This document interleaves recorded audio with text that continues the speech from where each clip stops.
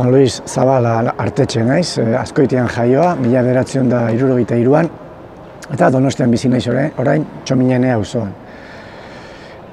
Idazlea naiz, hainbat novela, ipuin liburu eta barren egilea, eta lanbide moduan kazetari izan naiz urte askoan, eta orain, itzultzaile, idazle, kazetari autonomoa naiz.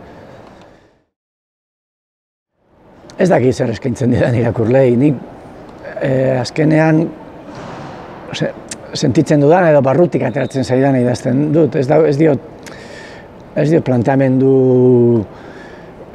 arrazional bat egiten nire buruari zer idatzi nahi dudan eta zer eskaini nahi dudan. Intuizioa edo barruko bulkada da, nolabait zer idatzi nahi dudan edo behar dudan erabakitzera eramaten nauena, ez? Egin dudana, idatzi dudana, argitaratu dudana, aztertuta ikusten novelak idazten ditudala neurri handi batean nire bizitzako aroen arabera, ez? Hau da, adibidez, gaztetxea eta gazte asanblada eta herriko lagunak niretzat garrantzitsuak edo funtsezkoak izan ziren garaiari buruzkoa da Galdu arte liburua, Galdu arte novela, edo Txistu eta Bio, nire oraingoz azken novela, nire gaurko edo orain arteko egoerarei buruzkoa da, ez, hau da,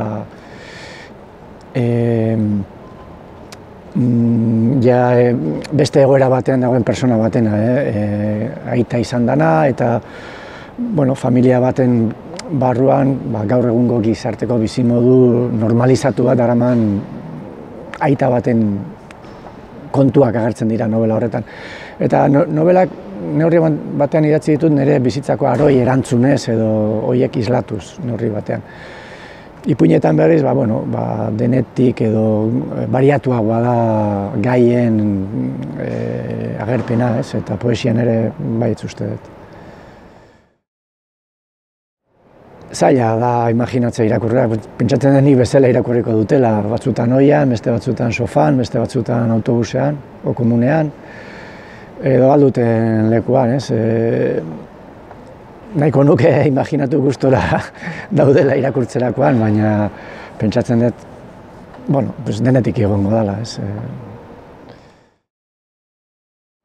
Poema bilduma bada, poema solteen bilduma bada. Elkarrekin printzipioz behintzat eta kontzepzioaren aldetik zerikusirik ez duten poemen bilduma bada. Denak dira Hautsia Natza poema liburua argitaratuta gero idatzitakoak, eta baita ere, orain nolabait neurri handi batean hasita daukadan poemategi batetik kanpora gelditutakoak, ez?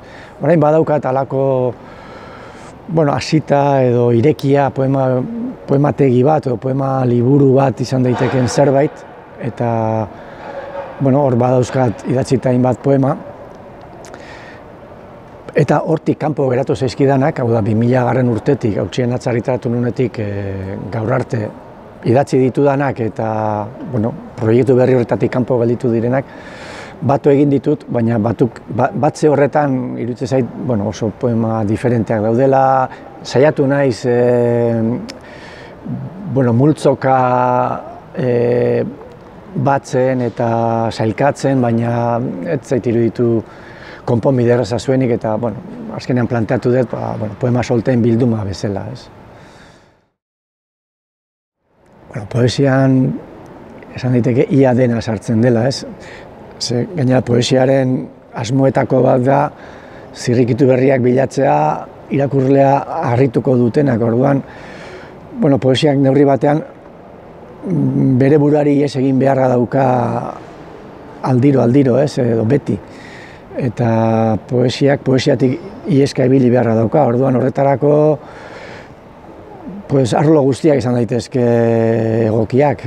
Orduan fikzioan, poesian sartu daiteke fikzioa, sartu daiteke autofikzioa, sartu daiteke realismoa, sartu daiteke fantasia, edo sartu daiteke saiakera, sartu daiteke denetik, baina behar du gutxieneko bat, gutxieneko hori da hain definitzen hain zaila den hori, ez? Hats poetikoa edo ukitu poetikoa edo, bueno, tonu poetikoa edo balio poetikoa. Baina, bueno, horren barruan hori izan ezkero, edo zer izan daiteke poesia. Bueno, nik beti pentsatzen dut, eta, bueno, memoria bakigu artifizioa dela, eta memoria nori batean eraiki egiten dugula, baina nire memoriaren eraikuntzaren arabera 15 bat urterekin hasi nintzen poemak idazten, pentsatuz, eskolan irakurtzen genituen eta niri gustatzen zitzaizkidan testu haiek idaztea erraza zala. Bueno, guk geneukan, bueno, nik erderaz ikasi nuen EGB, orain OHO deituko genuken hori, Educación General Básica, eta 6. eta 7. urteetan, bueno, 6. eta 6. mailetan, genukan Senda izeneko liburu bat, eta hor, bueno, egile ezagunen testuak zeuden, Ignacio Aldekoarenak, Edgar Allan Poerenak, Antonio Machadorenak, Quevedorenak, eta zerbait ikusi nunan, beste inon aurkitzen ez nuena, ate bat, eta, bueno, halako lilura bat sortu zitzaidan. Eta esan bezala, iruditu zitzaidan, nik ere egin nezakela hori edo probatu nezakela, eta horrela nintzen erderaz halako, bueno, poematxo batzuk idazten, eta bar, ez. Eta, bueno, hasiera hori izan zen, gero hori dana, pues, claro, hori bilakatzen joan da, eta, bueno, horraz izan bide bat, ez. Idazten hasi nintzen garaian, bueno, niretzako hizkuntza aukera etzan importantea. Nire orduko kontzepzioan importantena zen edukia eta ez berdin zion hizkuntzak, ez? Ez nun horretaz kontzientziarik. Gero, karrera egiteko gara iritsi zanean, bueno, nik idaztea nahi nuen edo literatura zan ere interesa, orduan, bueno, gertuen sumatu nuen karrera filologia zan, garai hartan.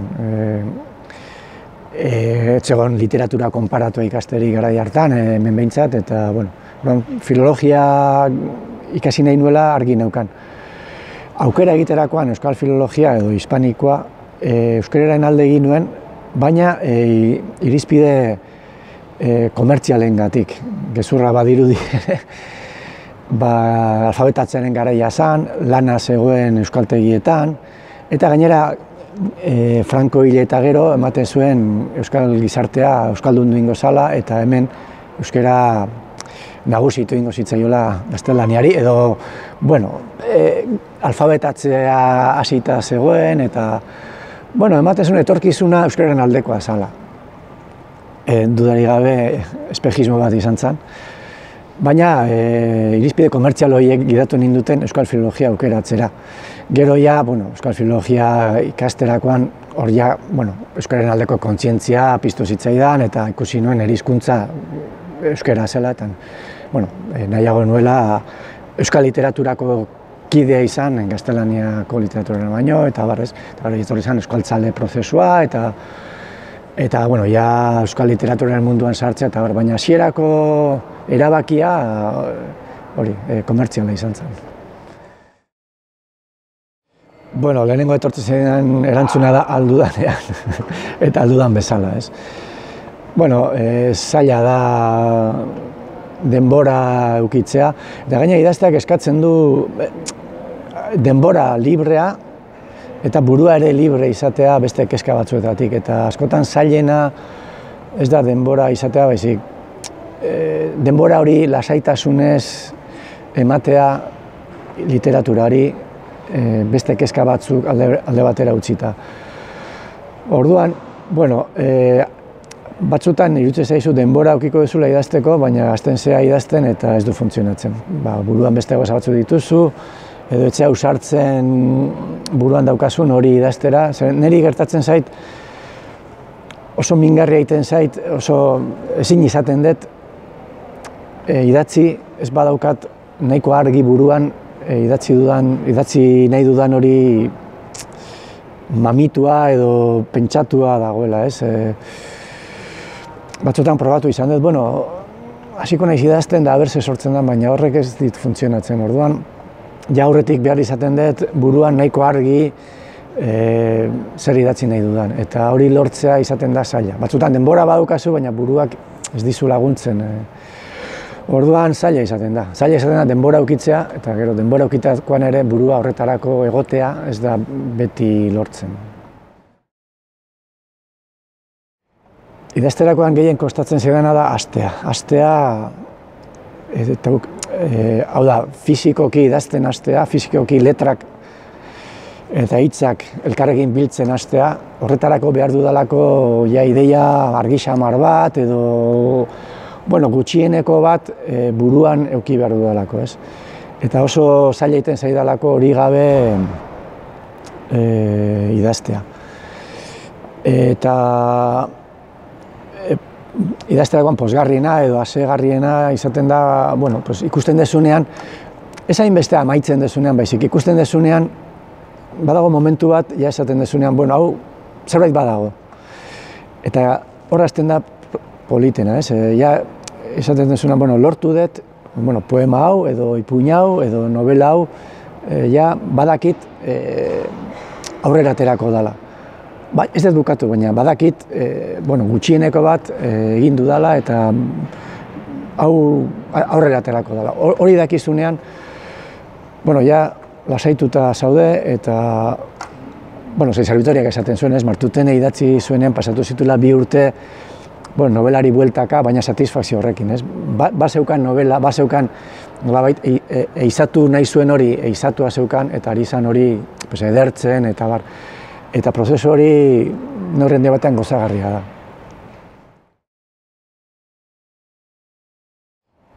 Boladen arabera izaten da, hori adibidez orain oso gustora egin naiz zientzia fikzioa irakurtzen eta oso erakarri egiten zait zientzia fikzioa idazteko ere eta hasi naiz neure orain arte ez dut zientzia fikzioa idatzi, baina ez dakit, oso erakarri egiten zait gaur egun genero hori, ez dakit oso ondo zergatik, hori psikologoren batek aztertu beharko luke behar bada, edo soziologo batek, nire adina eta baldintza sozialak eta kontuan hartuta igual soziologo batek ere izango luke zer esanik. Eta, gaur egun oso erakarri egiten zait zientzia fikzioaren mundua. Imaginatzea, gauza nola izango diren urte batzu barru eta nola, persona arruntek edo ni bezalako personek nola erantzungo dioten realitate horri eta orain momentu honetan hori egiten zait erakargarria. Zaila da lan bat noiz hasten dan jakitea ere, ez? Batzutan, batez ere ipuinen kasuetan esaten da, irudi bat edo eszena bat izaten dela abiapuntua, esaldi bat izan daiteke, gogoeta bat. Ez dakit, modu askotako izan daiteke ipuin baten edo novela baten edo poema baten hasiera. Poemen kasuan askotan nire kasuan esaldiak dira, ez? Baina, ez dago arau finkorik eta batzutan hasieran oso emankorra dirudien ideia bat utxean gelditzen da eta beste batzutan alderantziz da, ez? Ia oharkabean bezala hasi zara idazten eta idazten ari zaren horrek gorputza hartzen du eta indar hartzen du. Ez da oso prozesu kontzientea idaztearena normalean eta askotan norbera kontrolatzen ez dituen faktore asko daude horren atzean eta ez dauka arau finko gutxi dago idazteko lanean. Nik uste idazten hasi nintzenean, nire joera zen, nahiko idazle eszeptikoa, negatiboa, nintzen existentzialista, eta adibidez, amaiera zoriontsuen guztiz kontrakoa, eta umorea ere etzan niretzako osagai erakargarri bat, edo bueno, pues, garai hortako, ez dakit, nire formazio literarioa, pues, oso, bueno, ez dakit, oso Kafka-zalea, oso, bueno, claro, esan daiteke Kafkaren genero humorea handia dagoela, baina nire orduko irakurketan etzan humorea, edo bueno, humorea baldin bazan, zan oso humore beltza, en fin. Orduan, kontzienteke bintzat ez nintzen humore zalea, eta baina urteekin ikuste gero taleku gehiago eman dio dala humoreari, edo nahi izan dio dala bintzat. Beste kontua da, askotan zuk humorea dela uste duzun hori, irakurleak ez dula humoretzat hartzen, eta hori ere gertatu izan zait, irakurle batzuekin behintzat. Niretzat humorez irakurtzekoa zena, irakurle batzuk humoreri gabe irakurri izana, eta kontrako ere gertatu izan zait, ez? Baina gaur egun behintzat, niretzat humorea, nire kasuan ez da humore, ez dakit esan dezagun parre egitekoa edo komediako humorea, baizik gehiago humore paradojari edo kontraesanei eta lotutakoa, ez da. Humore, bueno, ez dakit, irribarreari edo batzutan irribarre triste bati lotutako humorea, triste edo behintzat ez behintzat barre algarari lotutako humorea. Hori niretzako registro zaila da, barre algararena. Niretzako babesleku moduko da, ez? Nik aspaldi idatzi nuen nire diarioan, nire egunkarian. Badaudela bi zeregin, nolabait, iaia beti gelditzen zaizkigunak edo beti aukera ematen digutenak eta irakurtzea eta ibiltzea, ez? Ibiltzeak bezala, zure jakimina asetzen du irakurtzeak eta ematen dizu mundu berriak ezagutzeko aukera, batzutan oso gertu den munduak ibiltzearen kasuan. Askotan turismorik erakargarriena zure etxe atzean dago edo zure etxetik 2 kilometrotara. Eta irakurtzen ere hori daukazu paisaje berriak ezagutzeko aukera, oraingoz nahiko modu ekonomikoan eta eskuragarrian, inolako esfortzu edo ahalegin berezirik gabe. Eta bi irtenbide horiek, bi aukera horiek, ia beti dauzkagu, ez dakit, beste alde batzutatik ondo gabiltzan neurrian behintzat osasunez eta diruz edo, edo behar afektiboetatik asetuta gutxieneko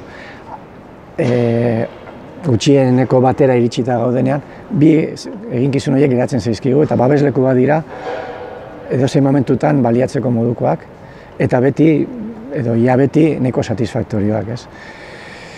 Gero irakurketa hobeak egiten gaituen edo ez, eztabaida horretan nik uste argi geratu dela, ezin dela esan irakurtzen duen persona irakurtzen ez duena baino hobea danik, eta gainera esango nuke irakurtzeak eman bezala kendu ere egiten dula, ez? Hau da, badaude persona batzuengan ikusten dut, ez dira jende preparatua akademikoki, ikasketari gabeko jendea da, eta irakurtzeko iturarik ez duena, baina neurri batean beraien enkantoa ere horretan dago, ez? Badute naturaltasun bat, ikasketa ditugunok eta irakurtzeko jora daukagunak galdu induguna, ez? Nik uste mesedegarria izan daitekeela irakurtzea, baina ez dala derrigorrezko zeregin bat, eta oso persona maitagarria daudela irakurtzen ez dutenak, eta gainera, esan dudan bezala, seguru asko irakurtzeak, mesede bezala kaltere agian egingo lieketenak. Orduan irakurketa, hor dago beti, baina ez da derrigorrezkoa, da plazererako aukera bat, eta ikasketerako aukera bat, hor dagoena beti.